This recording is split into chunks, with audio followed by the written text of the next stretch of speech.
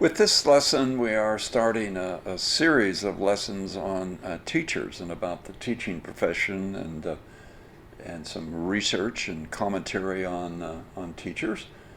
And I decided to start it off with kind of an overview by creating a montage, a video montage. So that's really what lesson 24 is.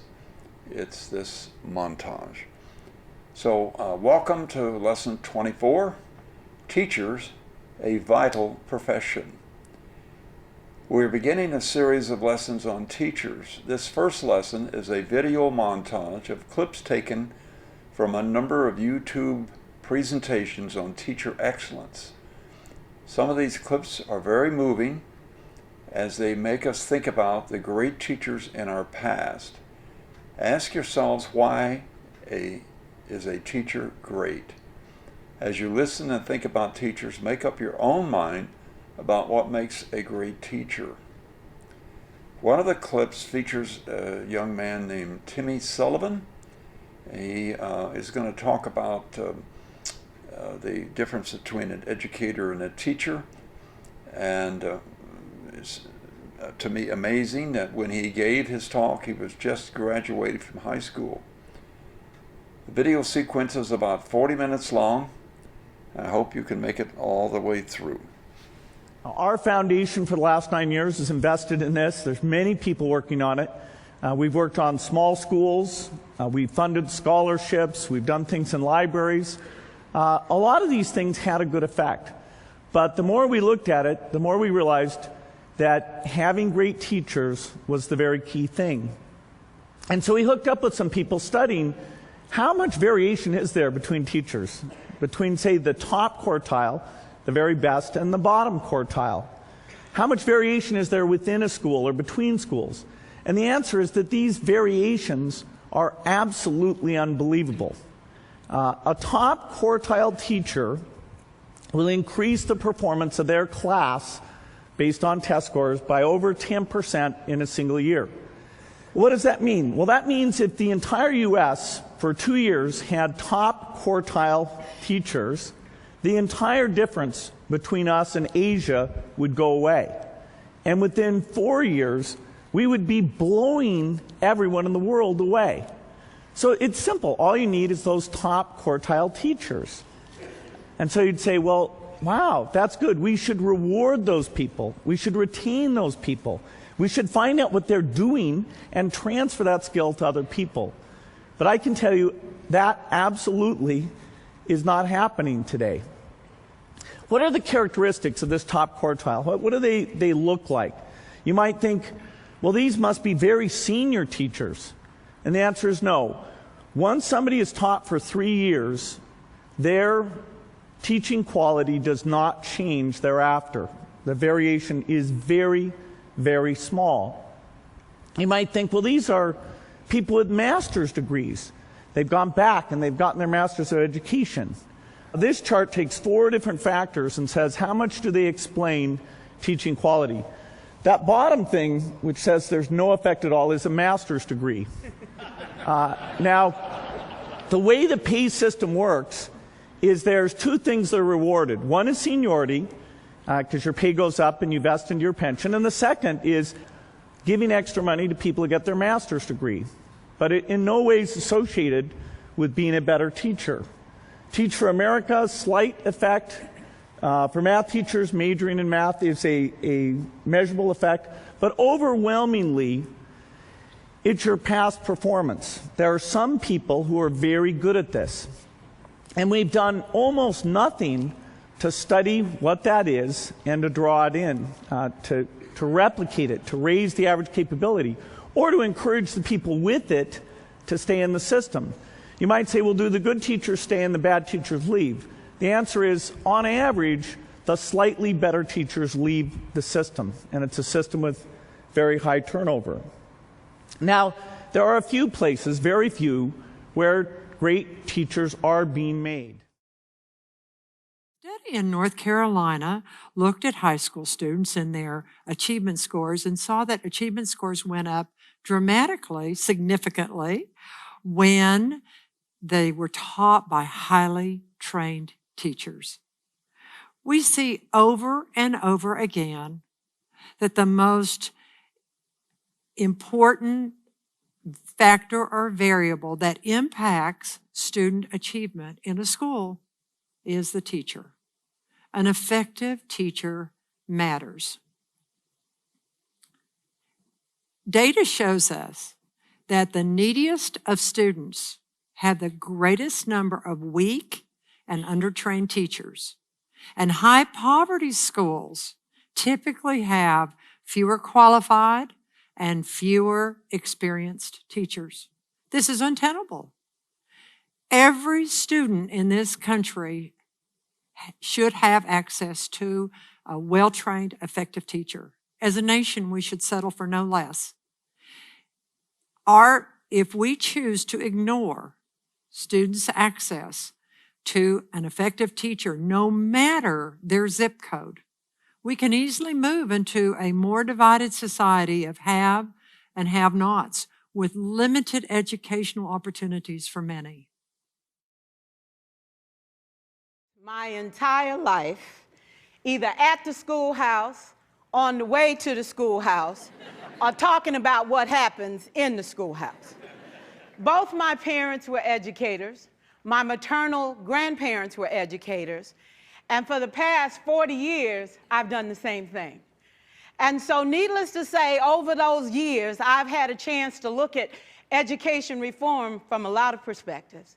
Some of those reforms have been good, some of them have been not so good. And we know why kids drop out. We know why kids don't learn. It's either poverty, low attendance, negative peer influences. We know why. But one of the things that we never discuss, or we rarely discuss, is the value and importance of human connection. Relationships. James Comer says that no significant learning can occur without a significant relationship. George Washington Carver says all learning is understanding relationships. Everyone in this room has been affected by a teacher or an adult.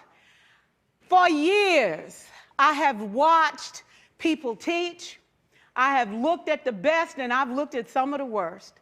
A colleague said to me one time, they don't pay me to like the kids. They pay me to teach a lesson. The kids should learn it. I should teach it. They should learn it. Case closed. Well, I said to her, you know, kids don't learn from people they don't like.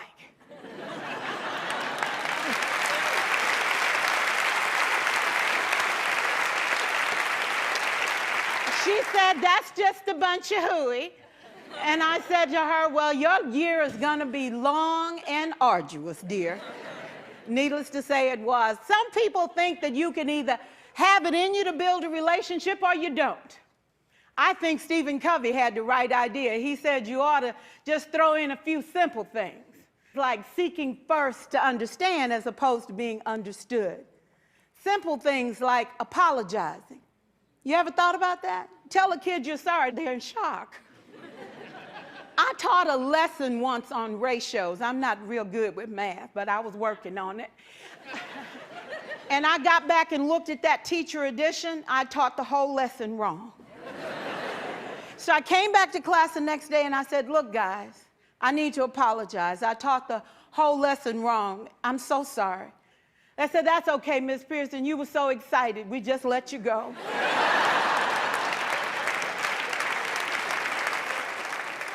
I have had classes that were so low, so academically deficient that I cried. I wondered, how am I going to take this group in 9 months from where they are to where they need to be?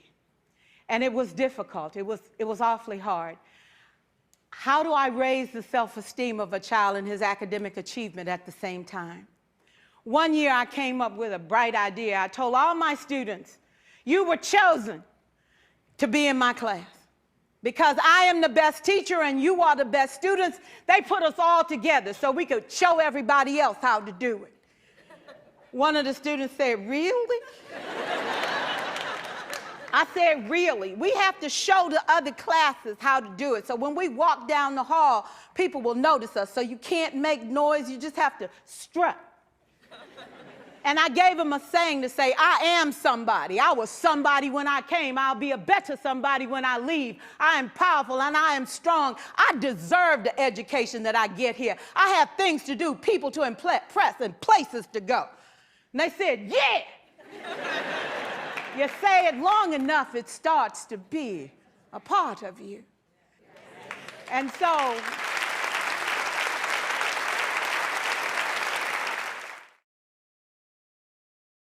stand to have more relationships? Absolutely. Will you like all your children? Of course not. And you know your toughest kids are never absent. Never. You won't like them all, and the tough ones show up for a reason. It's the connection, it's the relationships. And while you won't like them all, the key is they can never, ever know it. So teachers become great actors and great actresses, and we come to work when we don't feel like it, and we listen to policy that doesn't make sense, and we teach anyway. Feeling a particularly strong emotion, or I arrived at a particularly difficult obstacle. And of course, when I think about my schooling years, I think about the teachers that I liked, the teachers I didn't like, but I always linger on some a little longer. I can recall certain memories vividly, remember conversations as though they're scripts in my head, and I always smile when I think about these people. And I realized that there was something different about these teachers, something special, something so unique and apparent that they earned a permanent residence in my memory, helping to shape my morality. They were more than just teachers. They were educators. And the difference might not seem entirely clear right now. While I have this conversation with some people, most don't understand the difference. They say they're the same thing. Webster's dictionary didn't quite recognize the difference either because it provided nearly identical definitions. But I think that's just the point. On the surface, you can't tell which two teachers are teachers and which is the educator. By a conventional definition, the two are the same. So for me, the difference lies in connotation. So I started developing two working definitions, two that I'm constantly rewriting nearly every day, but I find to be true nonetheless. To me, a teacher is a job title. A teacher is someone who disseminates information to their students, someone who teaches content. But an educator is a person. An educator establishes a safe, proactive learning environment for their students and challenges them to transcend their boundaries every day. So I made another list. I drafted all the names of every teacher I've ever had, from core subjects to specialty subjects, from kindergarten all the way to senior year in high school. The number I got back was 77. I then decided to highlight those names of those I consider to be educators. This time, the number was 19, just about 25%. So I wondered, what is it that made these 19 people, just about 1/4 of all teachers I've ever had, what made these people educators? So to answer this question, I started thinking about education in a broader sense. There's a quote that I tend to use quite often. It comes from the late educational reformer, John Dewey, and he pioneered work in progressive education. And John Dewey believes that education is not the preparation for life. Education is life itself. And the reason I use this quote so much is because of how much gravity Dewey gives education, but especially with regards to its context in life. He develops the idea that education is more than assessments and acquisition of knowledge, but that it's active inquiry, it's active participation, that education is a realization of potential and a catalyst to personal development. It's dynamic. And what I realized about the 19 teachers that I identified as educators is that their philosophies parallel that of Dewey. Because each of these educators created an environment that was truly sensational. The classroom spaces that inspired development, they inspired diversity, they promoted creativity, adventure, and passion. I was constantly encouraged to question, to discover, and to challenge and satisfy my innermost desires. But it wasn't just the classroom environment I was in, it was my educators. These 19 educators invested themselves in the lives of their students. Rather than segregate the classroom into teacher and students, content provider and content receiver, they permeated that rigid construct and developed relationships. Educators demonstrate authentic interest in students' individual learning goals. They make the classroom a symbiotic relationship. Educators are more than just authority people. They are people. They treat you as an equal, and they sit with you, they ask you about your life, and they let you know about theirs. They have conversations. They stimulate controversial topics, they don't hide students from the truth, and they make learning applicable. They make it real. So I looked back on my list, and I started to notice some trends. For example, 3 of the educators came from elementary school, 4 from middle school, and 12 from high school. And perhaps the rise in numbers has to do with my available memory, but perhaps it doesn't. Because half of the high school list, about 6 educators, comes from those that I have currently or I had this year. And I believe that that number is a direct result of my ability to specifically choose my classes and, by extension, my teachers. I have a lot of memories from when I was a child. One that's always stuck out to me, though, was when I was about 10 years old, and I was in school, and I struggled. And I didn't struggle with English, math, or science. I struggled holding still. And I would try to listen and focus and process ideas, but I couldn't help myself. And to be honest, I would sit there and then I would just start tapping. And the students in the class would look at me and they'd say, "Hey, stop tapping." A lot of the time, I didn't even realize I was doing it. And then eventually even the teachers got after me and they would yell at me and they'd say, "Clint, you have to stop tapping." It got so bad that I got sent to the principal's office for tapping. And he said to me, "Okay, maybe when you go back to class, just try sitting on your hands." And so I did. I went back to class, and when I felt myself starting to tap, I did this. I sat on my hands. And that worked for about 5 seconds. One time I was tapping in class, and my teacher, Mr. Jensen, he looked at me and he yelled. And he said, "Clint, stay after class." And I thought to myself, this is it. I am done. Now, I've always been the type of person that believes that a single moment in time can change a person's life. And this was one of those moments for me, and I will never forget it. And so I was sitting there with Mr. Jensen and an empty classroom. And he walked past me and he sat next to his desk and he said, "Clint, come here. I want to talk to you." And as he looked me right in the eye, he said, "Now, I need you to know something. You're not in trouble. But I do have just one question that I have to ask you."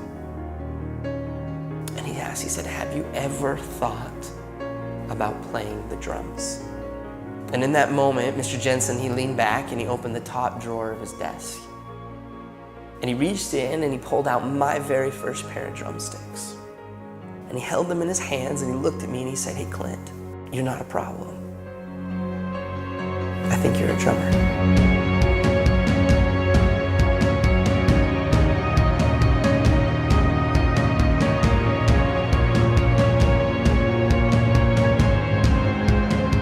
From that moment on, I've never put those sticks down. I've toured, recorded, and played drums all over the world. My whole college education was paid for with drumsticks in my hand.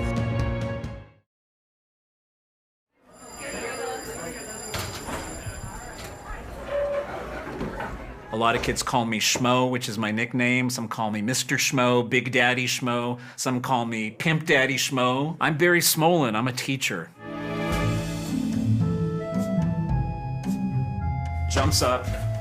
Your game is over. You shot your last. He's an experience. Yeah, you can't really describe him like as a person. I can honestly say that I wouldn't have become a teacher if it wasn't for Mr. Smolin. Man, he brings it like no one else does. Head over heels, he tumbled. Are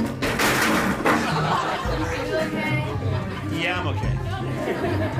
If you think about it, it's amazing how many of his students have become teachers. He just made me believe what I was writing was worth reading. You don't have that kind of teacher, it's harder to feel like it's important. The Smolin effect, It matters because we don't have many people to talk to. I think people underestimate the impact one teacher can have. We're just getting all of this for free, and it's like the best deal ever. So it's right in the middle of page 430. You see where it says, "But now"?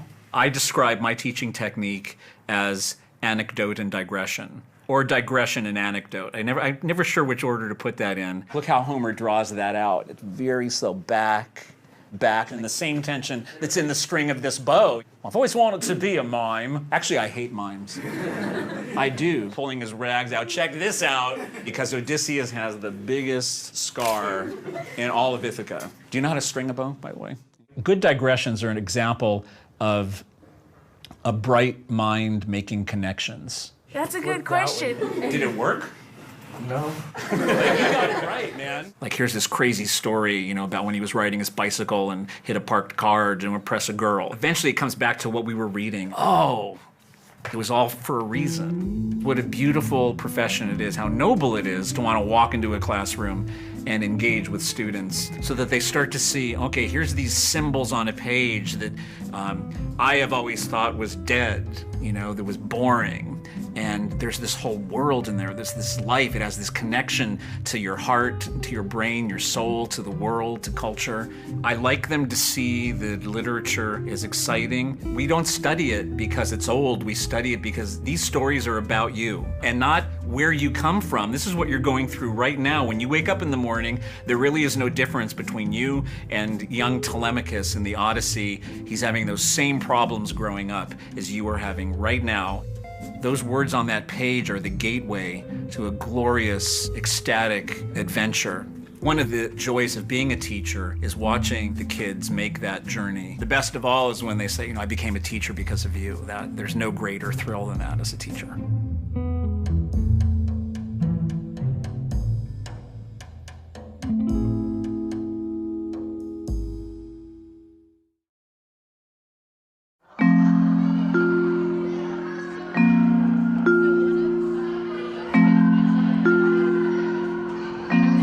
The best classrooms are noisy. The best classrooms have kids out of their seats walking back and forth. The best classroom has a teacher floating from desk to desk but never sitting in one position. The best classrooms have students asking questions to the teacher and to each other, students with access to technology so they can have their own questions answered. And it also, of course, has students at the anchor of what goes on. I think the role of the teacher and the effectiveness of the teacher is everything. Regardless of student background, regardless of race, of class, of gender, that an effective teacher is the most important factor in helping students learn. When I see good teaching, it's because I see the instructors recognizing those different components. You have to think carefully about what the learners, what do they know now and what do I want them to know, or what do we want them to know later? What's the best way to explain this idea to this audience, and how do I move them along in their understanding? Hi, I'm Ray. Hi, I'm Catherine. Hi, I'm Kevin. And we're master's students at the Harvard Graduate School of Education. We're talking to some of our professors and some illustrious people in the field to talk about what makes good teaching. We're going to be asking professors and our classmates, why are you passionate about education?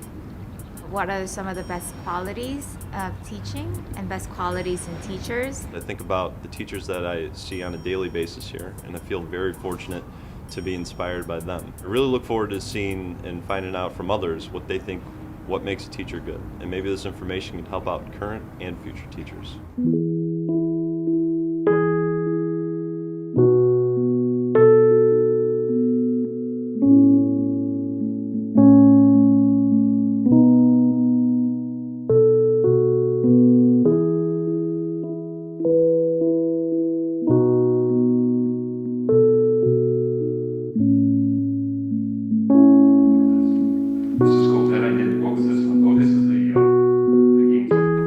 Conversations going on at different levels in the class, right? There's just presenting the material, and there's my commentary on the material.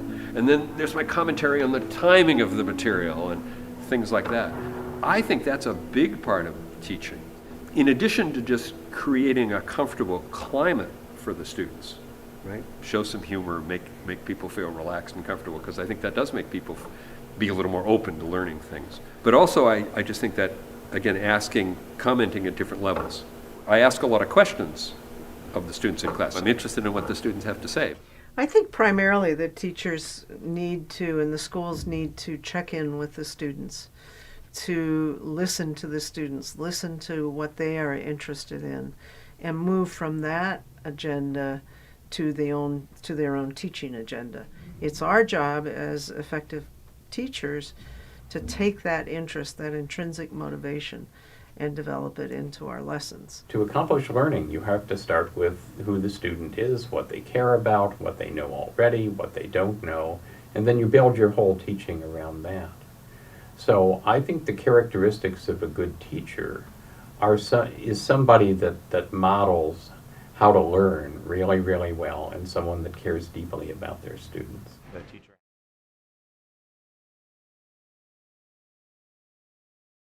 Questions like what makes a good teacher are questions that I typically hate. But I'm going to answer that question anyway because I think that there is an answer to it. Right? The reason why I hate the question is because I think it's what makes a good teacher is broad, and what makes a good teacher, for one student may not be what makes a good teacher for another student, right? A strict, stern teacher may be very good for Jimmy, but not so for Sarah. A gentle, less structured teacher may be a great thing for Rachel, but may not be so great for David. David may need, somebody who's a little different. But I think that a broad characteristic that all teachers who are effective in what they do, what they have, is a commitment to students. Your commitment says that student is capable of learning. That student is capable of learning. We don't stigmatize expectation based on race, based on gender, based on socioeconomic status, based on sexuality, based on, ability. We don't stigmatize. We start off because we're teachers. We believe in you. And that's the baseline of all good teaching, is that I believe in these bodies. I believe in their potentiality. I believe in their ability to learn. The other thing is I care. And my pedagogy is shaped based on that care and based on that love. And care, manifests itself in various ways. Sometimes, care takes the form of a little, of being stern. You wasn't in class yesterday, and I'm worried about you. You need to be here. Or it's less stern. And the teacher knows, the caring, loving teacher knows the difference. You weren't in class yesterday, and if you need time, let me know. And we can make some concessions. The loving teacher knows the difference, right? Because in that love, the manifestation of it will be translated through that loving discernment.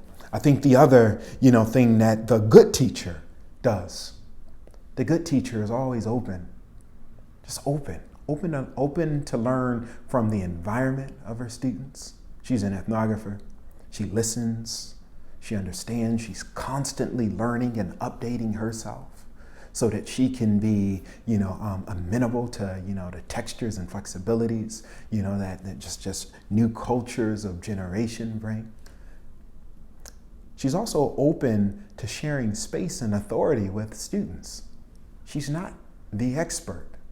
She's the facilitator of knowledge. She knows how to create opportunities and spaces. She knows how to, create relationships and relational models where, that invite the type of dialogue that leads to learning. That's what she does.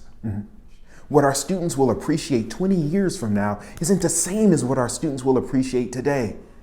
The different proximities that we'll need are different. The contents change. But her skill is understanding that she needs to appreciate what they appreciate. So she's always a learner. She's open to that. But what she knows how to do is take whatever that content is, use it in that space in order to facilitate transformation. And that transformation, cognitive transformation, is what we call learning. That teacher, the good teacher, knows how to do that stuff. I think there's probably some other qualities of a good teacher, but I think those are, those are my favorite.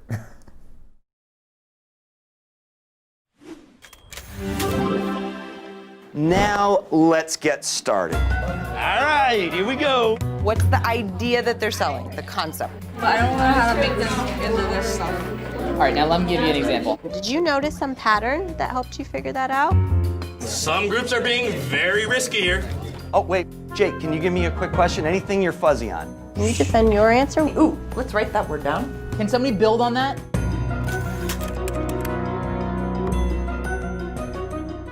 Can I push you? What's the connection here, do you think?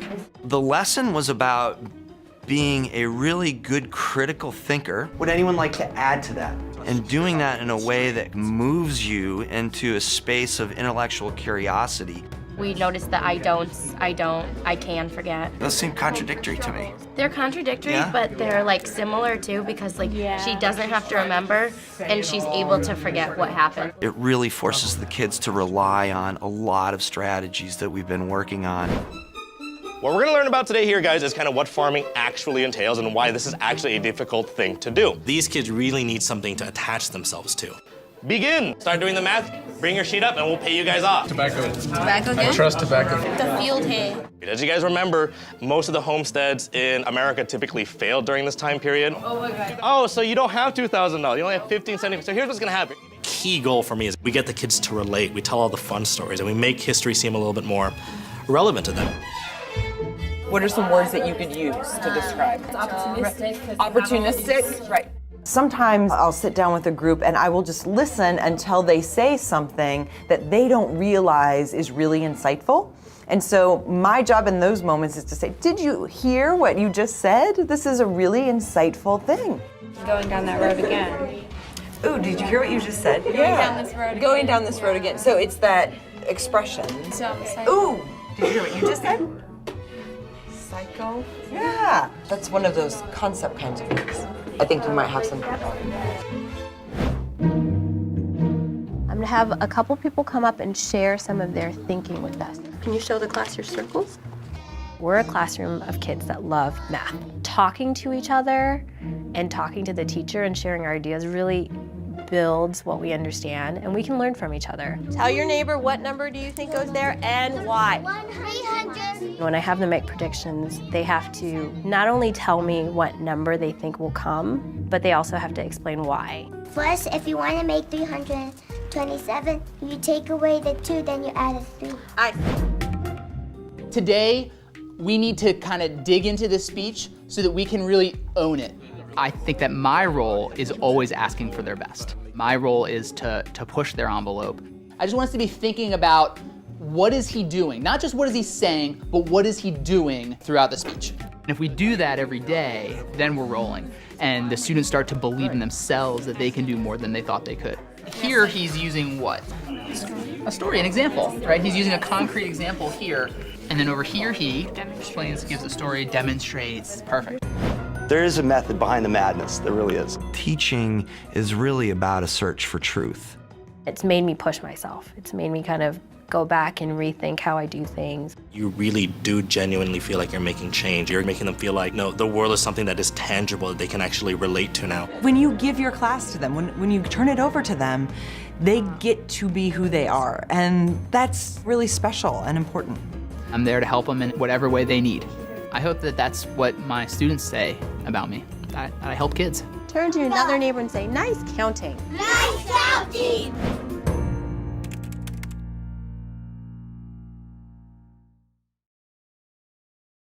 And so the whole key becomes, how can I turn this thing that we call chalk and talk, or whatever, into something that grabs you and pulls you in and forces you to pay attention to it. That's what a good educator has to do. They have to be able to accelerate, to be able to exemplify, to be able to pull you in and to force you to actively structure what it is that you're receiving. In other words, to think about it, not just memorize it, right? In high school, what did you learn to do? Memorize.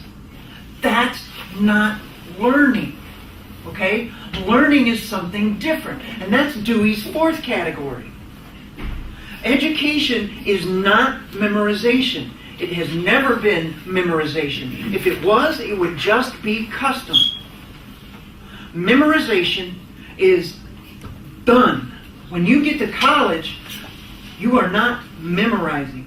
When you get to college, you are engaged in the process of continual growth. And that's Dewey's fourth category. You're not learning by memorizing, you are learning by doing. You are learning by engaging in the process.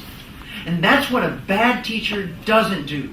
A bad teacher stands up and goes, 1, blah, 2, blah, 3, blah. Any questions?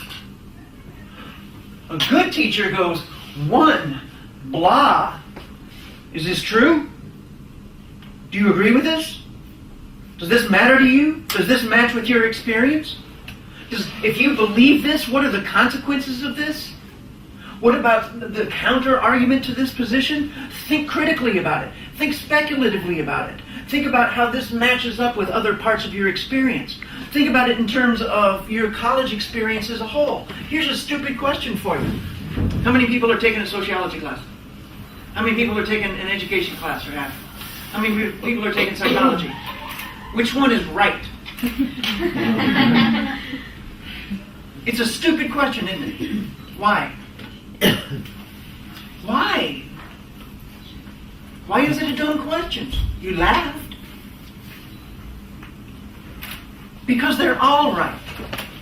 They're just different perspectives. They're different ways of looking at the world. And that's what you're doing when you are getting a college education.